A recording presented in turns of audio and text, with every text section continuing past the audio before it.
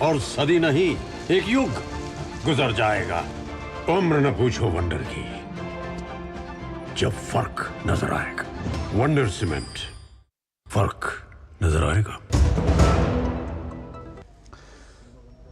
और ब्रेक के बाद आपका फिर से स्वागत है। प्रधानमंत्री नरेंद्र मोदी ने सेमीकंडक्टर विनिर्माण से जुड़े करीब 1.25 लाख करोड़ रुपए के 3 बड़े प्रोजेक्ट्स का आज शिलान्यास किया। इसमें गुजरात के धोलेरा और सानंद के साथ ही असम के मोरीगांव में सेमीकंडक्टर फैसिलिटी शामिल है। पीएम ने कहा कि वे देशवासियों को इस अहम पहल के लिए बधाई देते हैं। उन्होंने कार्यक्रम में ताइवान के साथियों के वर्चुअल रूप से शामिल होने पर भी खुशी जाहिर की। प्रधानमंत्री नरेंद्र मोदी ने इंडियाज टेकेड चिप्स फॉर विकसित भारत कार्यक्रम में गुजरात और असम में 3 सेमीकंडक्टर सुविधाओं का शिलान्यास किया। इन परियोजनाओं की कुल लागत लगभग 1.25 लाख करोड़ रुपए है, जो भारत को सेमीकंडक्टर उत्पादन का एक ग्लोबल हब बनाने में मदद करेगी। प्रधानमंत्री ने कहा कि चिप मैन्युफैक्चरिंग सिर्फ एक उद्योग नहीं है, बल्कि ये विकास का वो दरवाजा खोलती है जो असीम संभावनाओं से भरा हुआ है। इस क्षेत्र में न सिर्फ भारत में रोजगार के नए अवसर आने वाले हैं, बल्कि तकनीकी उन्नति के क्षेत्र में भी बड़ी प्रगति होने वाली है। चिप मैन्युफैक्चरिंग सिर्फ एक इंडस्ट्री मात्र नहीं है, ये विकास का वो द्वार खोलती है जो असीम संभावनाओं से भरा हुआ है। इस सेक्टर से न सिर्फ भारत में रोजगार के नए अवसर बनने वाले हैं, बल्कि टेक्नोलॉजिकल एडवांसमेंट्स के क्षेत्र में भी बड़ी प्रगति होने वाली है। आज दुनिया भर की सेमीकंडक्टर चिप के पीछे जो डिजाइन है और उस डिजाइन के पीछे का जो दिमाग है, वो दिमाग अधिकांश भारत के युवा का ही है। इसलिए आज जब भारत सेमीकंडक्टर मैन्युफैक्चरिंग के क्षेत्र में आगे बढ़ रहा है, तो हम टैलेंट इकोसिस्टम की इस साइकिल को एक प्रकार से कंप्लीट कर रहे हैं।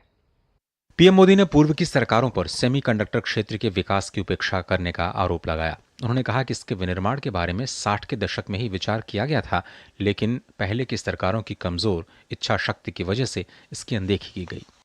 भारत ने सबसे पहले 60 के दशक में सेमीकंडक्टर मैन्युफैक्चरिंग का सपना देखा था, इस बारे में सोचा था।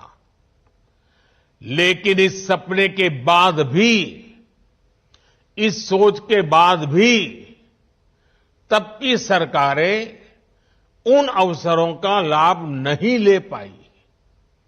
वो लोग भारत की गरीबी की आड़ में आधुनिक जरूरत के ऐसे हर इन्वेस्टमेंट को नजरअंदाज करते रहे। वो हजारों करोड़ के घोटाले कर लेते थे, लेकिन सेमीकंडक्टर मैन्युफैक्चरिंग पर हजारों करोड़ रुपए इन्वेस्ट नहीं कर पाए। ऐसी सोच के साथ किसी देश का विकास नहीं हो सकता। इसलिए हमारी सरकार फॉरवर्ड लुकिंग सोच और फ्यूचरिस्टिक अप्रोच के साथ काम कर रही है। पीएम ने कहा कि भारत मौजूदा समय में वैश्विक आपूर्ति श्रृंखला में अपनी उपस्थिति के लिए चौतरफा काम कर रहा है। उन्होंने कहा कि सरकार के प्रयासों से युवाओं का आत्मविश्वास बढ़ेगा और इससे वे अपने देश का भाग्य बदल देंगे। प्रधानमंत्री मोदी ने 21वीं सदी को प्रौद्योगिकी से चलने वाला समय बताया और कहा कि इलेक्ट्रॉनिक चिप के बिना इसकी कल्पना नहीं की जा सकती। 2030 तक $1 ट्रिलियन अमेरिकी डॉलर का जो उद्योग है वो वैश्विक रूप से सेमीकंडक्टर का होगा, जिसमें भारत एक अग्रणी भूमिका निभाएगा, एक बड़े खिलाड़ी के रूप में भूमिका निभाएगा। 2024 के दिसंबर तक यहां से पहली चिप जो है बनकर तैयार हो जाएगी।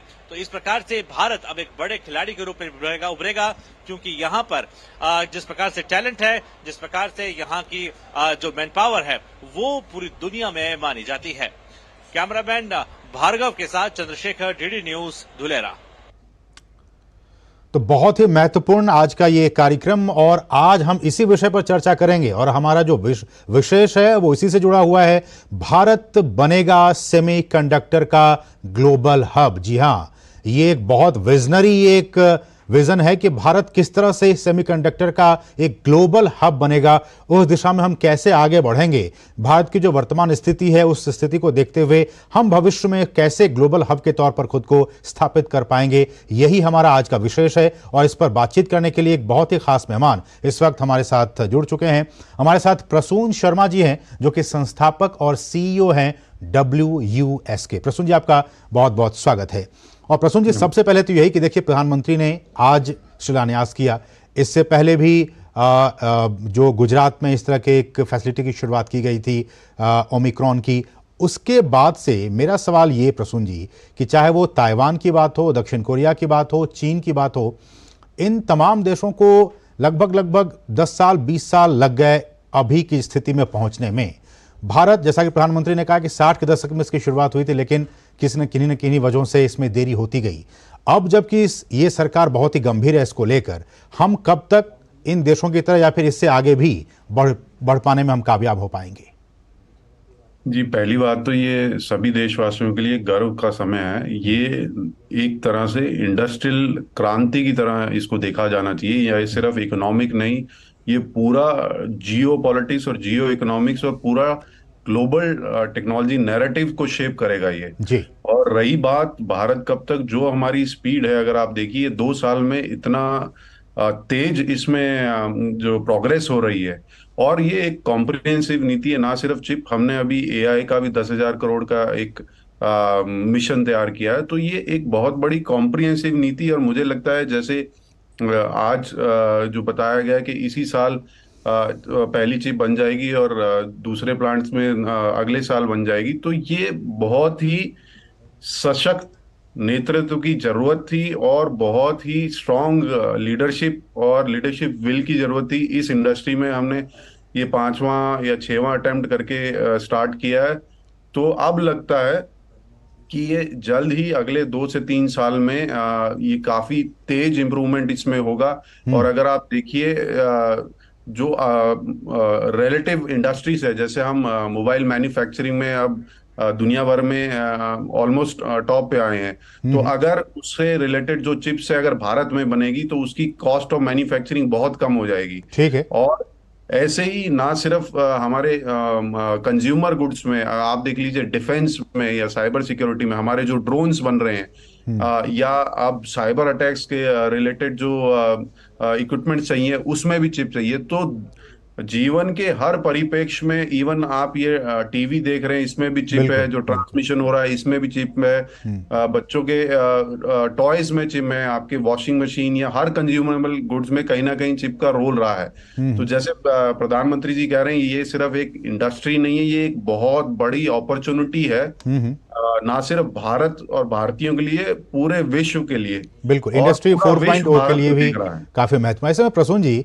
मेरा सवाल कि चाहे वो चिप डिजाइनिंग की बात हो, उसके मैन्युफैक्चरिंग की बात हो, उसके पैकेजिंग की बात हो, इन तमाम सेक्टर्स में, इन तमाम एस्पेक्ट्स में स्किल्ड मैन पावर तो है हमारे पास, लेकिन स्किल्ड मैन पावर की जरूरत है, तभी हम इसमें आगे बढ़ पाएंगे। क्या वो स्किल्ड मैन पावर, किस तरह से हम उसे ट्रेन करेंगे ताकि हम ग्लोबल हब में एक ग्लोबल हब के तौर पर खुद को स्टैब्लिश कर सकें? जी, पहली बात, हमारे देश में ऑलरेडी हर साल 2000 चिप का डिजाइन भारत में ही होता है, भारत के इंजीनियर ही करते हैं। और रही बात जो बाकी जो सप्लाई चेन है, चाहे टेस्टिंग है या फैब्रिकेशन है, तो उसका हमारे पास ऑलरेडी एक खाका भारत सरकार ने बनाया। जैसे IIT गांधीनगर में एक रिसर्च सेंटर खोला गया है, वो ना सिर्फ ट्रेनिंग दे रहा है, वो IPR रिलेटेड इश्यूज को भी, चिप रिलेटेड इश्यूज को भी फोकस कर रहा है। ऐसे 4 से 5 सेंटर बनाए गए। और अगर आप देखिए, सारे जो मेन इंस्टीट्यूशंस हैं उनको इस मिशन के साथ जोड़ा गया है। अगर इस प्रोग्राम में भी आप देखिएगा कि 60,000 युवा जुड़े थे भिन्न भिन्न यूनिवर्सिटीज से और उससे, और एक यूनिवर्सिटी जो ट्राइबल यूनिवर्सिटी है, उसने तो सेमीकंडक्टर का डिप्लोमा भी लॉन्च किया प्रधानमंत्री के प्रोग्राम के दौरान। तो इसमें हमारी जो सप्लाई चेन है वो हमारी स्ट्रेंथ है। हमारे जो यंग इंजीनियर्स हैं वो केपेबल हैं, उनको अगर रियल प्रोजेक्ट्स मिलेंगे, और खासकर जैसे IITs और ये इंस्टीट्यूशंस हैं, उनको ऑलरेडी एक्सेस दिया गया है GPUs या उसका, और फैब्रिकेशन का भी अगर उनको एक्सेस मिलता है तो मेरे ख्याल से टैलेंट की कोई दिक्कत भारत में तो नहीं होगी। ठीक है। हमारा युवा बहुत टैलेंटेड है। प्रसून जी, एक और सवाल ये आता है कि जो जिस तरह से प्रधानमंत्री ने और केंद्र सरकार ने पीएलआई स्कीम की शुरुआत की है कि चाहे वो निवेशक जो आए या भारत के हों या फिर बाहर के, वो आए, आप इसमें निवेश करें और इसके लिए पीएलआई की स्कीम हम आपके लिए दे रहे हैं कि आप जितना प्रोडक्शन करेंगे उतना हम आपको इंसेंटिव देंगे। ये जो कदम है वो कितना महत्वपूर्ण आप इसे मानते हैं? जी बहुत महत्वपूर्ण है। अगर आप देखिए हमारे जब हमने ये लॉन्च किया था पीएलआई स्कीम, बाकी तकरीबन 3 देश या समूह जैसे यूरोपियन यूनियन ने भी लॉन्च किया था, पर भारत का एक सबसे बड़ा अट्रैक्शन है उसकी खुद की डोमेस्टिक मार्केट। हमारी डोमेस्टिक मार्केट बहुत बड़ी है, इसलिए ये पीएलआई जो भी ये कंपनीज है, अगर आप देखिए चाहे ताइवान तकरीबन 80% उसको ओन करता है, और ताइवान की जो इंडस्ट्रीज है 92% ऑफ जो 10 नैनो से नीचे की चिप्स है वो मैन्युफैक्चर कर रहे हैं। सभी जो लीडिंग इंडस्ट्रीज हैं वो भारत में ऑलरेडी आ चुकी हैं, उनको ये दोनों दिख रहा है। और अगर आप इस साल की बात करिए तो तकरीबन 580 बिलियन का सेल्स हुई है चिप की। तो ये इतना बड़ा मार्केट है ग्लोबली, और भारत का मार्केट भी तकरीबन 100 बिलियन के आसपास अगले 2 से 3 साल में होगा। तो हमारा पीएलआई स्कीम बहुत अट्रैक्टिव है इंडस्ट्रीज के लिए, क्योंकि हमारे पास टैलेंट है, हमारे पास मार्केट है, हमारे पास सर्विस इंडस्ट्री है, और हमारे पास एक्सेस है, जैसे हम एफटीएस कर रहे हैं ग्लोबल सप्लाई के लिए। तो ये एक पूरा कॉम्प्रिहेंसिव इकोसिस्टम हम दे रहे हैं। एक आखिरी सवाल प्रसून जी, कि जिस तरह से चाइना +1 एक स्ट्रेटजी है इंटरनेशनल रिलेशन में, कि अब जो कंपनियां जो पहले चाइना में निवेश करना चाह रही थी, अब कोविड के दौरान और पोस्ट कोविड के बाद से जो स्थितियां पैदा हुई, उसके बाद से वो एक ऐसा डेस्टिनेशन ढूंढ रही हैं जहां कि वो अपना काम कर सके अच्छे से, आसानी से, शांतिपूर्वक। उसमें भारत बाजी मार गया, और आज जैसा कि आपने कहा भी कि बहुत सारी कंपनियां यहां पे निवेश करने को इच्छुक हैं और निवेश कर भी रही हैं। ऐसे में सेमीकॉन के क्षेत्र में जो कंपनीज आ रही हैं, कैसे उसको देखते हैं? जी बिल्कुल, क्योंकि ये इंडस्ट्री तकरीबन 1 दशक लग जाता है इस इंडस्ट्री को मैच्योर होने में। तो ये जो जितने भी ग्लोबल टेक लीडर्स हैं ये देख रहे हैं कि भारत की जो सशक्त सरकार है और लीडरशिप है ये लंबे समय तक रहेगी और प्रोत्साहित करती रहेगी। तो भारत ऑलरेडी उसमें काफी आगे है, और मुझे लगता है कि चाइना प्लस की जगह भारत अकेला ही इसका 10 से 15% मार्केट अगले 3 से 5 साल में इसको ग्रैब करेगा। बिल्कुल बिल्कुल। चलिए, बहुत बहुत शुक्रिया प्रसून जी हमारे साथ जुड़ने के लिए और इस महत्वपूर्ण विषय पर हमारे साथ बातचीत करने के लिए। आपका बहुत बहुत शुक्रिया प्रसून शर्मा जी हमारे साथ जुड़े हुए। तो बढ़ेंगे आगे, रुकेंगे एक बहुत ही छोटे से ब्रेक के लिए। आप देखते रहिए डीडी न्यूज। साल, बरस और सदी नहीं, एक युग गुजर जाएगा, उम्र न पूछो वंडर की, जब फर्क नजर आएगा। वंडर सीमेंट, फर्क नजर आएगा। चुलबुलापन जिसकी हर